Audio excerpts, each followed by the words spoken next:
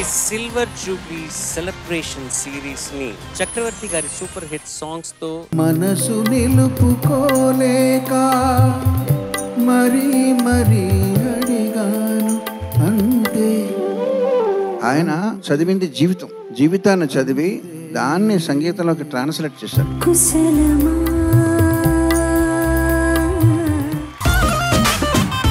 ఏం చేసావు ఇప్పుడు? నాకు లేదు గర్ల్ ఫ్రెండ్, పాఠాధ్యాయకి లేదు ఎండు. చెప్పడం మూలంగా నువ్వు అప్లికేషన్ ఏమైనా వేస్తున్నావా? గెటప్ బాగుంది ఈరోజు. మల్లె పూల మారాణికి బంతి పూల పారాణి గుణమవి పందిళ్ళలోనా. అవసరాన్ని బట్టి ఆయన ఏ స్థాయిలో సంగీతం అందిస్తాడో చెప్పిన సినిమాలు, చెప్పిన పాటలు ఇవన్నీ కూడా.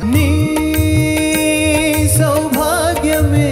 ఆయన బర్త్డే సెప్టెంబర్ 8వ తారీఖు. అది ఎప్పుడు వస్తుందా అని వెయిట్ చేసేవాడు. అది మాకు ఉగాది లాగా, జనవరి 1 లాగా. Happy birthday to you.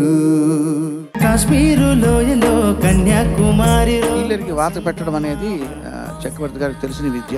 గుండెలోనే పాగా గుట్టుగా వేసాక నేను ఆయన దగ్గర నేర్చుకున్న విషయాల్లో అది కూడా ఒకటి.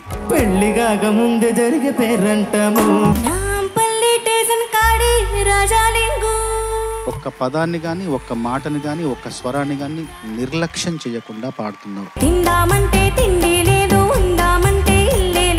సింగర్స్ కి డబ్బింగ్ చెప్పడం వస్తే గనక పాటలు పాడే ఆ ప్రతిభ 10 రెట్లు శోభిస్తుందని.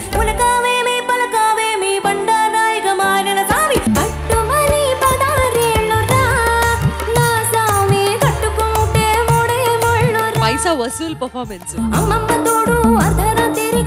ఇలా పాడతావని అనుకోలేదు నేను.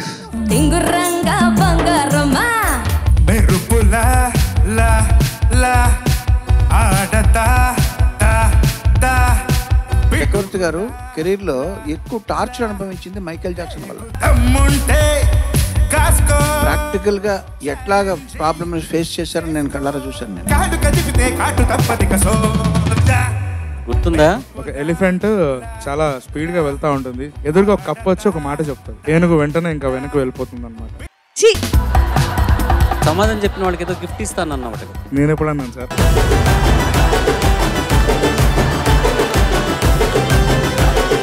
చెరువులో ఉంటుంది పీత, చక్కగా పాడతారు సునీత. నీ వీప్ మీద పెట్టాలి వాత, నీ కవితకు నేనే బలవలసిన తర్వాత.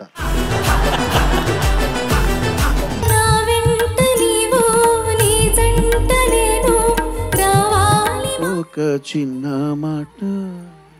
కథ ఎన్ని మలుపులు తిరిగినా, ఎన్ని కష్టాలు చూపించినా సుఖాంతమైందా లేదా అని అడుగుతాం కదా. చిన్న మాట, ఒక చిన్న మాట.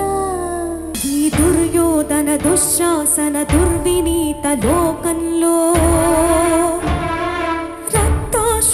సమాజం ఆదరించకపోతే ఏ నీతి అయినా, ఏ సూత్రమైనా, ఏ ట్రెడిషన్ అయినా అది వృద్ధి చెందదు.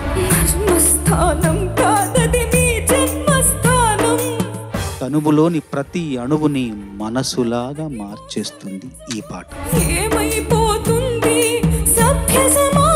ఇది ఇప్పటికీ ఈ పాట సజీవంగా ఉందంటే అది దురదృష్టం. మరో మహాభారతం. మిగతా సంగీత దర్శకులందరినీ ఆ సరస్వతి వాగ్దేవి వేలుపట్టి నడిపించింది, చక్రవర్తి గారిని మాత్రం చంకనెక్కించుకుందని చెప్పారు. ఓవర్ నైట్ ఆయన కెరీర్ని వదిలేశారు.